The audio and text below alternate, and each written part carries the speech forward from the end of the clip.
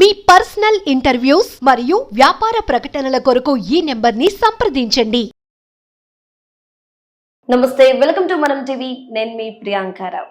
ఈరోజు మనతో పాటు general physician doctor G Varun Kumar గారు ఉన్నారు. వారితో మాట్లాడి ఆరోగ్యంగా ఉండడానికి ఏమేం చేయాలి, ఏమేం చేయకూడదు అనే విషయాలపై అవగాహన తెచ్చుకుందాం.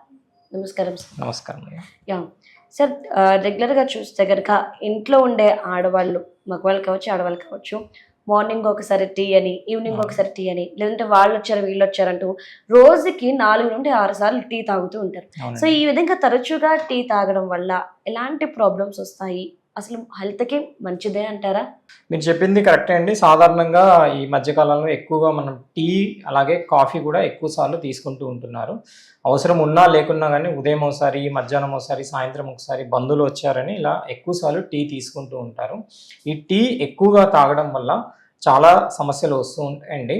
శరీరానికి టీ అనేది అవసరము. ఇది ఏంటంటే మానసిక ఉత్తేజాన్ని కలిగిస్తుంది. ఉదయం లేవగానే మైండ్ ఫ్రెష్గా కలుగజేస్తుంది. కానీ ఒక మోతాదుకి మించి టీ ఎక్కువగా తీసుకున్నట్లయితే గ్యాస్ట్రైటిస్ వస్తుందండి. అంటే స్టమక్ సంబంధించిన అసిడిటీ లెవెల్స్ పెరిగిపోయి గ్యాస్ట్రైటిస్ వస్తుంది. కడుపు ఉబ్బరంగా ఉండడం, తర్వాత రిఫ్లెక్స్, నోట్లోకి పుల్లటి తేపులు రావడం, ఇలాంటి జబ్బులు వస్తూ ఉంటాయి. అలాగే కాఫీ టీ కానీ కాఫీ కానీ ఎక్కువ రోజులు తీసుకున్నా కూడా ఇది దీర్ఘకాలికంగా హైపర్ టెన్షన్, అలాగే మన టీ కాఫీలో షుగర్ ఎక్కువగా వాడుతుంటాం కదా, వాటి వల్ల షుగర్ కూడా వచ్చే అవకాశం ఉంటుంది. సో కొంతమంది అంటూ ఉంటారు, సో మేము టీ తీసుకున్నాం బట్ అందులో అల్లం వేసుకుంటున్నాము, అల్లం హెల్త్ కి మంచిదే కదా, సో ఎన్నిసార్లు తీసుకున్నా నో ప్రాబ్లం అని చెప్పే కొంతమందిని మేము చూసాము. సో వీళ్ళకి మీరు ఏం చెప్తారు? ఆ టీలో అల్లం కానీ మామూలు మసాలా కానీ అవి వేసుకోవచ్చని, అవి రోజు ఒకసారి ఉదయం కానీ సాయంత్రం కానీ ఏదో ఒకసారి తీసుకుంటే శరీరానికి మంచిదండి. ఎందుకంటే అల్లం కానీ మసాలాల్లో కానీ యాంటీ ఆక్సిడెంట్లు ఎక్కువగా ఉంటాయి. ఇవి శరీరానికి అవసరమైనవి. కానీ ఇవి కూడా మోతాదుకు మించి తీసుకున్నట్టయితే గ్యాస్ట్రైటిస్ రావడము, పెప్టిక్ అల్సర్ డిసీజ్, ఇలాంటి జబ్బులు వచ్చే అవకాశం ఉంటుంది. అందువల్ల 1-2 సార్లు పర్వాలేదండి, అంతకు మించి ఎక్కువ సార్లు తీసుకోకూడదు. సో అంటే టీని ఎక్కువగా తాగద్దు అని చెప్పేసి అంటున్నారు. సో అంటే టీ పొడిలో ఏం ఉండడం వల్ల మనం ఎక్కువగా తీసుకుంటే ప్రాబ్లం అని చెప్తున్నారు? టీ పొడిలో అండి శరీరానికి అవసరమైన యాంటీ ఆక్సిడెంట్స్ అనేవి చాలా ఎక్కువగా ఉంటాయి. అవి ఒకసారి అలా తీసుకోవచ్చండి. ఈ యాంటీ ఆక్సిడెంట్తో పాటు యాసిడ్స్ ఉంటాయి దానిలో. టీ పొడిలో యాసిడ్స్ ఉంటాయి. అలాగే మీరు టీతో ఎక్కువసేపు మరిగించి అలాగే వాటిలో పాలు కూడా పోస్తున్నారు. ఎక్కువసేపు మరిగించడం వల్ల దానిలో పోషకాల కంటే విష పదార్థాలు ఎక్కువగా పెరుగుతూ ఉంటాయండి. ఈ యాంటీ ఆక్సిడెంట్స్ అనేవి ఒక సర్టెన్ టెంపరేచర్ దాటిన తర్వాత ఎక్కువ మరిగించినట్లయితే వాటి యొక్క పోషక విలువలు అనేవి తగ్గిపోతూ ఉంటాయి. అలాగే లోపల టీ పొడిలో ఉన్న కానీ యాసిడ్స్ అనేవి ఎక్కువగా పెరిగిపోయి ఎక్కువ తీసుకున్నట్లయితే ఈ మనకు స్టమక్లో ఆల్రెడీ యాసిడ్స్ ఎక్కువగా ఉంటాయి. ఈ యాసిడ్స్ కలిసిపోయి అసిడిటీ లెవెల్స్ పెరిగిపోతూ ఉంటాయి. కడుపు ఉబ్బరంగా ఉండడం, అది ఎక్కువ కాలం దీర్ఘకాలం తీసుకున్నట్లయితే అల్సర్కి దారితీసే అవకాశం ఉంటుంది. ఓకే. అలానే మిల్క్, చాలా మంది మిల్క్ తీసుకుంటూ ఉంటారు. అయితే మిల్క్ కరగడానికి సర్టెన్ టైం ఉంటుంది. ఆ టైం వరకు ఏం తినకూడదు, ఏమైనా తింటే వామిటింగ్స్ అవుతాయి, ఇలాంటి ఒక అపోహ ఉంది. సో మిల్క్ తీసుకున్నాక ఎన్ని గంటల వరకు ఏమి తినకుండా ఉండాలి? మిల్క్ అనేది సాధారణంగా మనకు పుట్టిన నుంచి తల్లి నుంచి పిల్లకు వచ్చే పోషకాహారం అండి. చిన్నపిల్లల్లో అయితే అది బాగానే అరుగుతుంది. కానీ తల్లిపాలం కాకుండా మనం బయట నుంచి బర్రెపాలు కానీ ఆవు పాలు ఇచ్చినప్పుడు కానీ టీ అనేది ఒక సర్టెన్ లిమిట్ వరకు తీసుకోవాలి. ఒక లిమిట్ దాటి ఎక్కువగా మిల్క్ తీసుకున్నట్లయితే శరీరంలో అరుగుదల శక్తి తగ్గిపోతుంది. ఎందుకు అంటే శరీరంలో మనకు లాక్టేజ్ అనే ఒక హార్మోన్ ఉంటుంది. ఈ హార్మోన్ అనేది లాక్టోజ్ అనే ఒక కార్బోహైడ్రేట్ పదార్థాన్ని ఏదైతే పాలల్లో ఉంటుందో దాన్ని డైజెషన్ చేసి మనకు శరీరానికి పోషక విలువలు అందిస్తూ ఉంటుంది. వయసు పెరిగే కొద్దీ ఈ ఎంజైమ్ యొక్క కెపాసిటీ అనేది తగ్గిపోతూ ఉంటుంది. సో చిన్నపిల్లల్లాగా పెద్దవాళ్ళు ఎక్కువ పాలు తీసుకున్నట్లయితే ఆ పాలు అనేది అరుగుదల శక్తి తక్కువగా ఉంటుంది.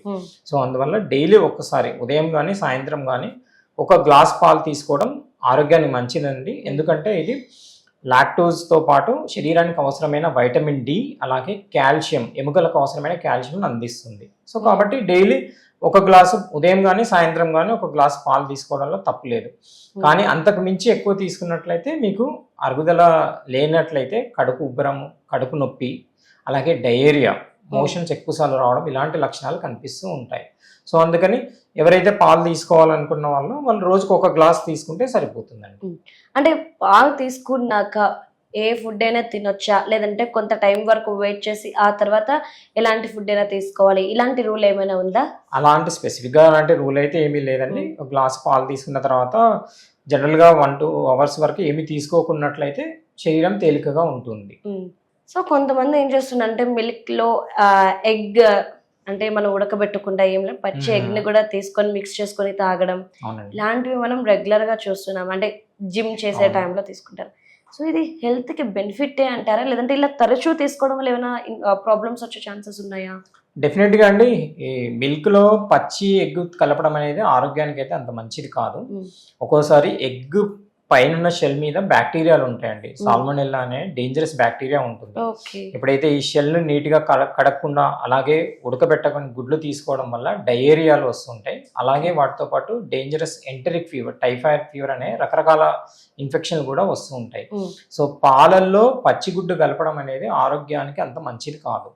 తర్వాత మీరు తీసుకోవాలంటే పాలు సపరేట్గా తీసుకోవాలి. అలాగే గుడ్డును ఉడకబెట్టుకొని తినడం ఆ ఆరోగ్యానికి మంచిదండి. అలాగే పచ్చి పాలల్లో పచ్చి ఎగ్ కలుపుకొని తీసుకోవడం వల్ల కూడా శరీరంలో ఒక రకమైన బయోటిన్ అనే వైటమిన్ డెఫిషియన్సీ వచ్చే అవకాశం ఉంటుంది. సో అందుకని డాక్టర్గా మేము చెప్పేది ఏంటంటే పచ్చి పాలు కానీ పచ్చి గుడ్డు కానీ కలుపుకొని తీసుకోవడం ఆరోగ్యానికి అయితే మంచిది కాదు. ఓకే, ఏదైనా సరే బాయిల్ చేసి సపరేట్గా తీసుకోవడం ఉత్తమం. ఓకే. అంటే జిమ్ అనేది ఈ రోజు ఎందుకు ఇంత తీసుకుంటున్నాం, చిన్న వయసు నుండి కూడా చాలా మంది ఫిట్ బాడీ కోసం ప్రయారిటీ ఇస్తున్నారు. ఈ టైంలో పచ్చి కోడిగుడ్ని పగలగొట్టి తినడం లాంటివి కూడా మనం రెగ్యులర్ గా చూస్తున్నాం. సో ఇది కూడా హెల్త్ కి మంచిదే అంటారా? డెఫినెట్ గా మంచిది కాదండి. పచ్చిగుడ్డు అలా తీసుకోకూడదండి. మీకు ఎగ్ తీసుకోవాలి, ఏదో జిమ్కి వెళ్తున్నారు, బాడీ బిల్డప్ చేయాలని అనుకుంటున్నప్పుడు అయితే మాత్రం ఉడకబెట్టిన కోడిగుడ్డు, తెల్లగుడ్డు మాత్రమే తీసుకోవాలి. నీలం అనేది శరీరానికి ఒక రోజుకు ఒక నీలం కంటే ఎక్కువ అవసరం లేదు. ఎక్కువ నీలం తీసుకున్నట్టయితే ఆ కొలెస్ట్రాల్ అవి అనేది బాడీలో ఎక్కువగా పేరుకుపోతుంటాయి.